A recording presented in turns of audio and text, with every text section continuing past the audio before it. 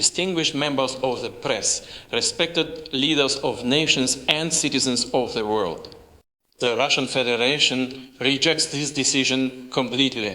We do not recognize the legitimacy of this politically motivated campaign against the people of Burkina Faso and their leader, President Traore.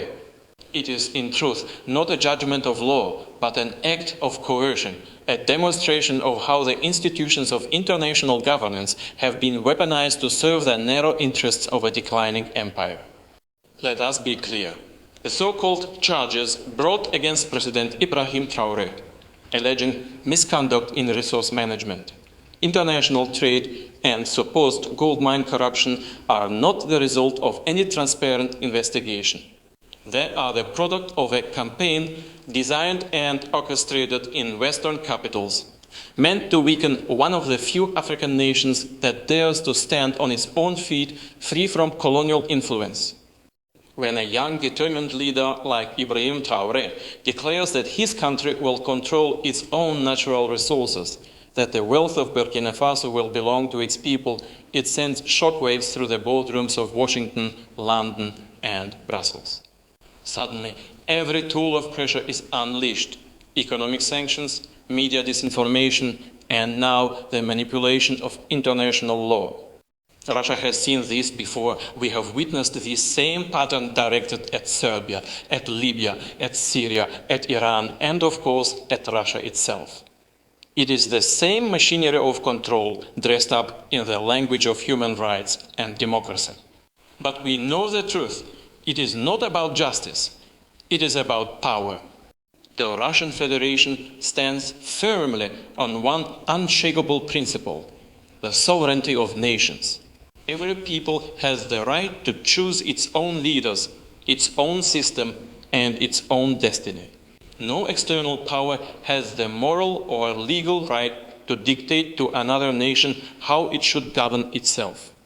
Burkina Faso, under President Traore, has chosen a path of independence, dignity, and self-determination.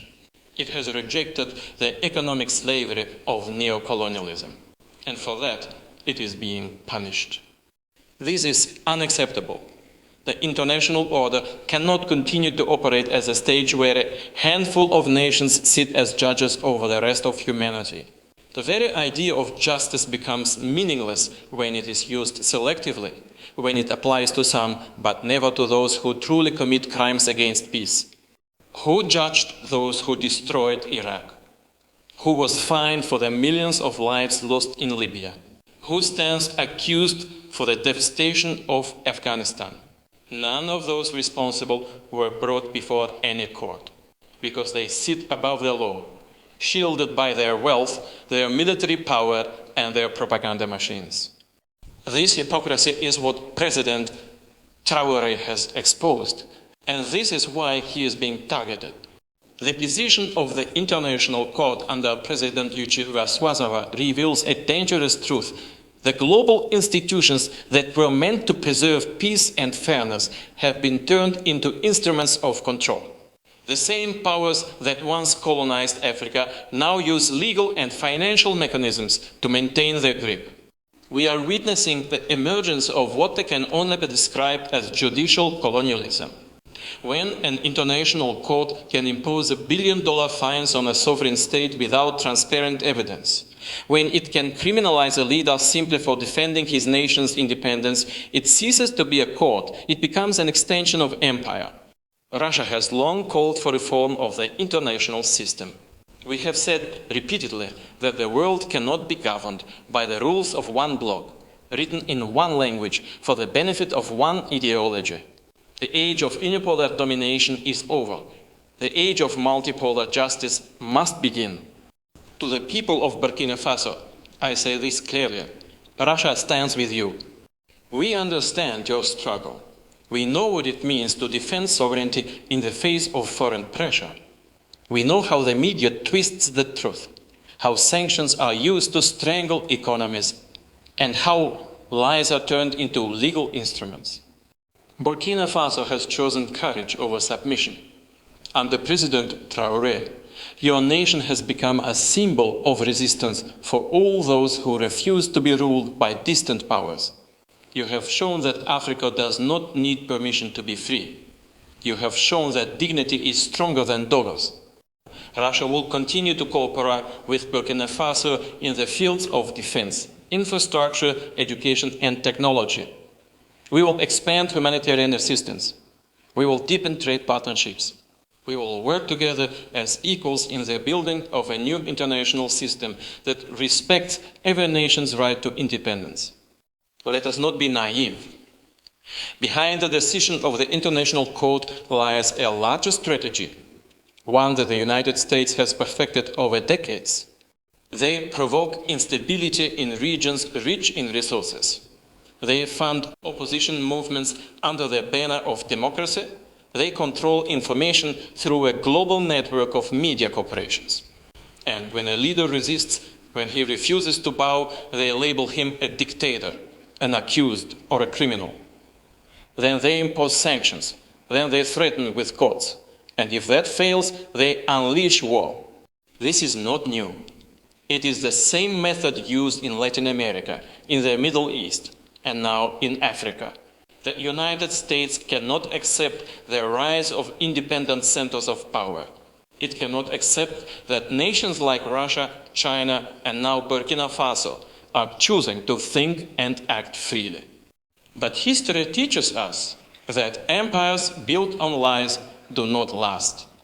The people always awaken, and when they do, no amount of propaganda can hold them down. To the nations of Africa, Asia, and Latin America, the so-called Global South, I say open your eyes. What is being done to Burkina Faso today can be done to any of you tomorrow. If they can fine one nation $1 billion for defending its own minerals, what will stop them from doing the same to another? If they can accuse one leader without proof, they can accuse anyone. This is not a time for silence. This is the moment to unite. The Global South must speak with one voice. We must demand reform of the United Nations, of the International Court, of every institution that claims to represent humanity, but in truth represents only a handful of powerful states. Russia calls for the creation of new frameworks for trade, for security, for development that are based not on domination, but on mutual respect. We will support every initiative that strengthens true independence among developing nations. Burkina Faso's struggle is not isolated. It is part of a global movement, a movement toward genuine freedom. If international justice is to mean anything, it must apply equally to all. It cannot punish those who defend their countries while protecting those who invade others. It cannot fine the poor and absolve the powerful. Where was the International Court when civilians were bombed in Yugoslavia without UN approval? Where was it when Libya was destroyed?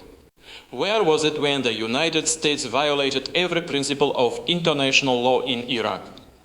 No judge spoke, no fine was issued, no arrest warrant was written.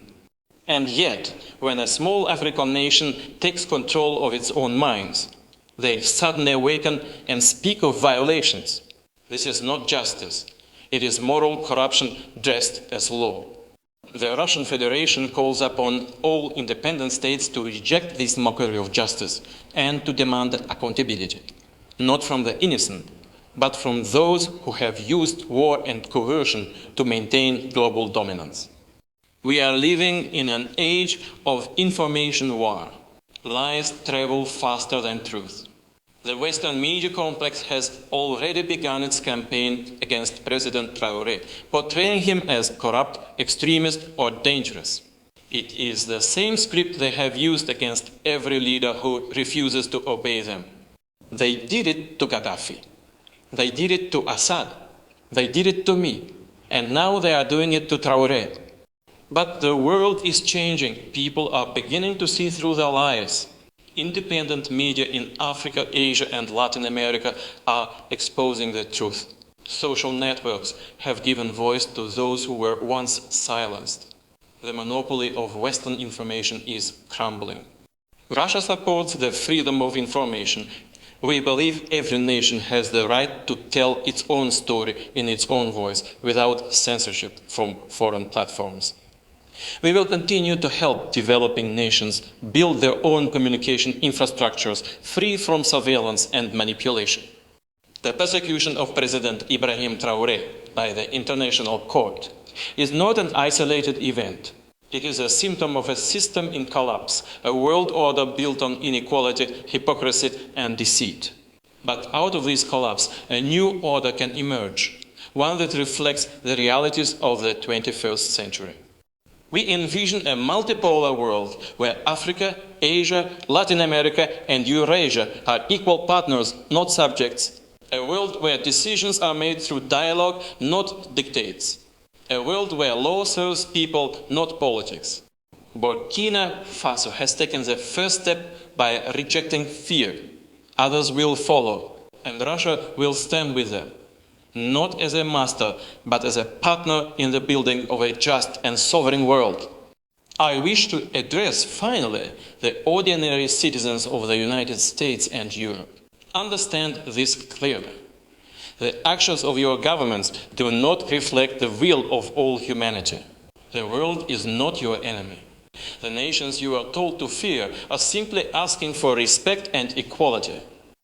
You have been told that Russia, China, and nations like Burkina Faso are threats. But ask yourselves who truly benefits from endless wars, from sanctions, from division. Not you. It is the elites who profit, while ordinary people everywhere pay the price. True peace will come only when the peoples of all continents stand together and say enough. Enough of double standards, enough of manipulation, enough of this new colonialism disguised as law. President Ibrahim Traore is not a criminal. He is a symbol of resistance, courage and dignity in a world that has lost its balance. The attacks against him are attacks against every nation that seeks to live freely. Russia will not abandon its friends. We will not bow to pressure. We will not accept injustice, whether it is directed at us or at others. And we will continue to speak the truth even when it is inconvenient for those who claim to own it. Let this be clear to the architects of this conspiracy. The era when a few could dictate the fate of many is ending. The nations of the world are awakening.